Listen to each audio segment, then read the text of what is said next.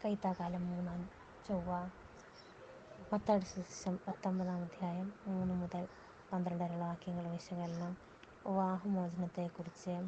Hillel Shammai പാരമ്പര്യങ്ങളിൽ അധിഷ്ഠിതമാണ് യഹൂദ വിവാഹ ജീവിത ചിന്തകൾ. പുരുഷന്റെ ഇച്ഛ അനുസരിച്ച് എന്ത് നിസ്സാര കാര്യത്താലായാലും വിവാഹമോചനം ഹില്ലേൽ പാരമ്പര്യം അനുവദിക്കുമ്പോൾ ശമ്മായി പക്ഷപാതികൾ പരസംഗം മുതലായ വിവാഹമോചനത്തെക്കുറിച്ചാണ് ഓർപ്പിക്കുന്നത്.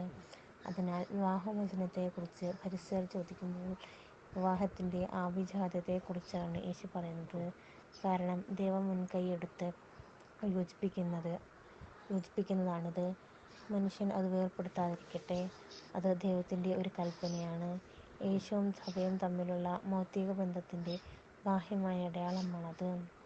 ദൈവത്തിന്റെ മുദ്ര പതിപ്പിച്ച ഒരു കൂദാശയാണിത്. ആ മുദ്ര മായ്ക്കാൻ യേശു സ്ഥാപിച്ച സഭയ്ക്ക് മാത്രമാണ് അധികാരമുള്ളത്. അത് ദൈവസന്നിധിയിൽ ദൈവജനമധ്യത്തിൽ എടുത്ത ഉടമ്പടിയാണ്. വേദപുസ്തകം തൊട്ട് പ്രതിജ്ഞയെടുത്ത് തുടങ്ങിവെക്കുന്നത്. തന്റെ മണവാട്ടിയായ സഭയ്ക്ക് എന്ത് ഗുണമുണ്ടായാലും അതൊക്കെ ക്ഷമിച്ച് ശുദ്ധീകരിക്കുകയും സ്നേഹിക്കുകയും ചെയ്യുന്നതുപോലെ യേശുവിനെ പ്രതിനിധീകരിച്ച് ഉടമ്പടി ജീവിതമാണിത്.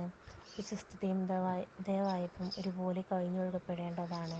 കേവലം ജഡികാഭിലാഷത്താലുള്ള ഒരു ബന്ധമല്ല.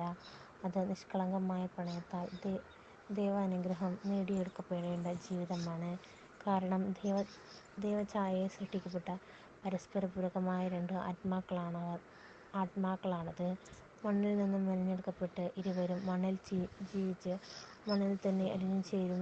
അവർക്ക് നൽകപ്പെടേണ്ട ദൈവഛായ ദൈവത്തിൽ നിന്ന് തന്നെ തിരിച്ചു നൽകപ്പെടേണ്ടതാണ്.